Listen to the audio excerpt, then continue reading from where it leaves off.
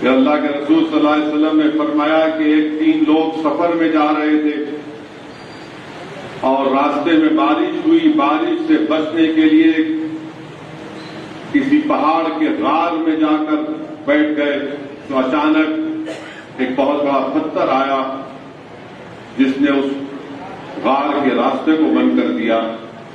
یہ تینوں لوگ پریشان ہو گئے اور فکر میں تھے کہ ہم کیسے نکلیں گے یہاں سے۔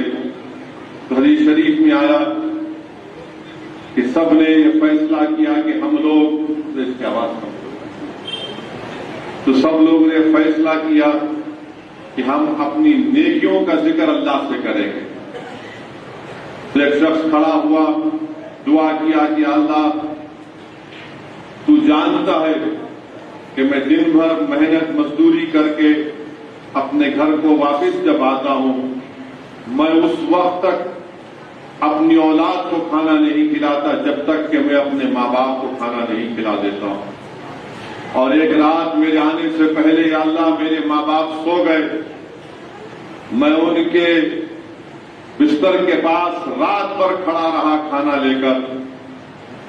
میری اولاد میرے پیروں میں پھر رہی تھی، بھوک لگ رہی تھی، میں رات بھر کھڑا رہا۔ جب صبح ہوئی میں نے اپنی اولاد کو کھانا نہیں کھلایا۔ جب میرے ماں اور باپ نے مجھے دیکھا کہ میں رات بھر کھڑا رہا ان کا کھانا لے کر، تو میرے ماں باپ کے چہرے پر مسکراہٹ آئی اور انہوں نے میرے لیے دعا کی، یا اللہ یہ میری نیکی ہے تو اس کو قبول کر لے۔ اللہ کے رسول صلی اللہ علیہ وسلم فرما رہے ہیں کہ جو غار کے اوپر پہاڑ تھا، پتھر تھا، وہ تھوڑا ہٹ گیا۔ پھر دوسرے نے کہا، یا اللہ تو جانتا ہے کہ میں اپنی چچا کی بیٹی پر میری نیت خراب ہو گئی تھی، میں اس کو حاصل کرنا چاہتا تھا۔ تو اس لڑکی نے مجھ سے کہا کہ اتنے 100 دینار تم لے کر آؤ۔ میں وہ پیسے لے کر آیا، جب اس کے قریب گیا تو اس لڑکی نے چیخ مار کر کہا کہ کیا تجھے اللہ کا خوف نہیں ہے کہ تو یہ گناہ کرنے جا رہا ہے؟ کیا تو اللہ سے ڈرتا نہیں ہے؟ اللہ میرے دل میں اس وقت تیرا خوف پیدا ہوا، تیرا ڈر پیدا ہوا اور میں اس گناہ سے دور ہو گیا۔ اللہ کے رسول صلی اللہ علیہ وسلم نے ارشاد فرمایا کہ پھر تھوڑا پتھر ہٹ گیا۔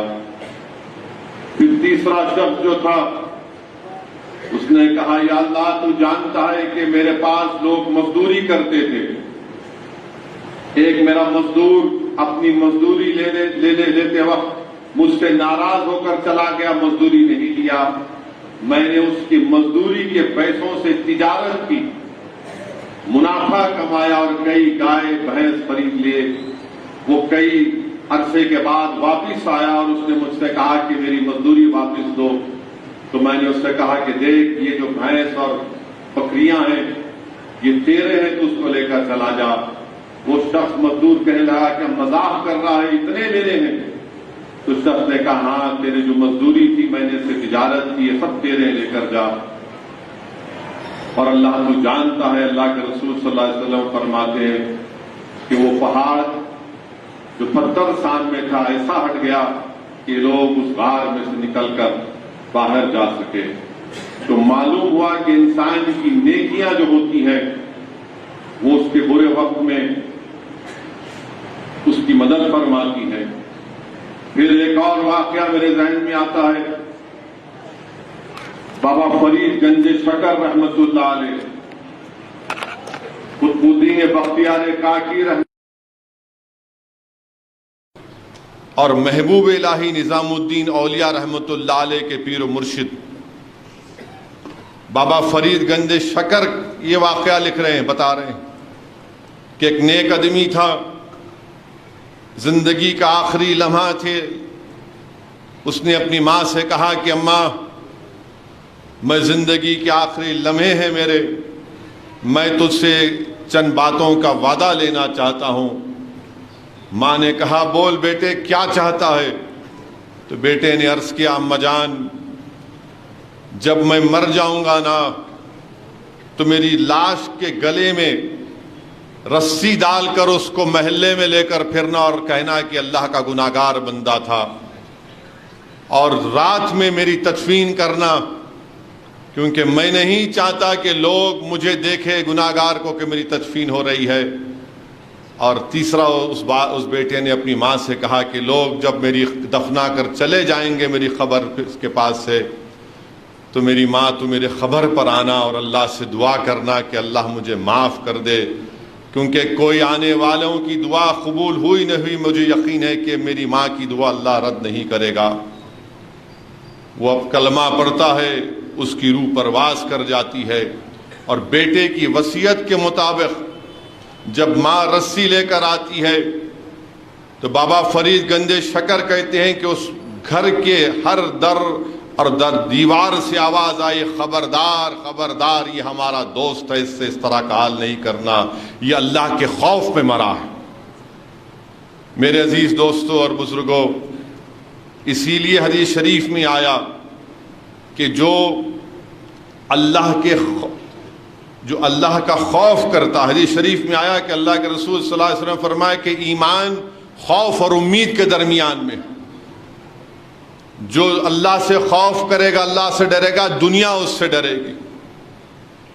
اور پھر ایک اور واقعہ مجھے یاد آ رہا ہے کہ حضرت عبداللہ بن مبارک رضی اللہ تعالی عنہ، مدینہ شریف میں بارش نہیں ہو رہی تھی تو سب لوگ باہر نکلے نماز پڑھنے کے لیے، نماز استسقاء کہتی ہیں، اور حضرت عبداللہ بن مبارک دیکھتے ہیں کہ کالے رنگ کا شخص ہے، کمزور ہے، نحیف ہے۔ وہ آگے بڑھ کر کہتا، اللہ میرے گناہوں کی وجہ سے تو بارش نازل نہیں کر رہا، اللہ تو معاف کر دے مجھے، یہ تیرے بندوں کو تو میری وجہ سے کیوں سزا دیتا ہے، اللہ معاف کر دے۔ ہاتھ اٹھا کر گڑگڑا کر دعا کرتا ہے، اور جب ہاتھ اپنے منہ پر پھیرتا ہے، حضرت عبداللہ بن مبارک کہتے ہیں کہ بادل آ گئے، بارش ہونے لگی۔ حضرت عبداللہ بن مبارک اللہ کے بہت بڑے ولی تھے، وہ اس کے مالک کے پاس گئے اور کہے کہ مجھے دے دے۔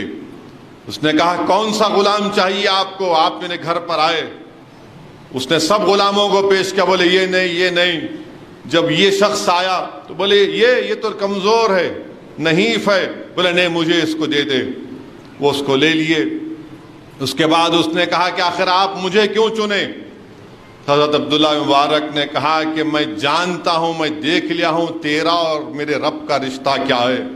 وہ کہتا ہے کہ 2 منٹ مجھے دیجئے، وقفہ دیجئے، میں ذرا 2 رکعت نماز پڑھ لوں۔ وہ نماز پڑھتا ہے، اور نماز پڑھنے کے بعد دعا کرتا ہے، اللہ یہ راز فاش ہو گیا، اللہ یہ راز فاش ہو گیا، اللہ یہ راز فاش ہو گیا، تو مجھے اس دنیا سے اٹھا لے۔ تو اس شخص کی روح نکل جاتی ہے۔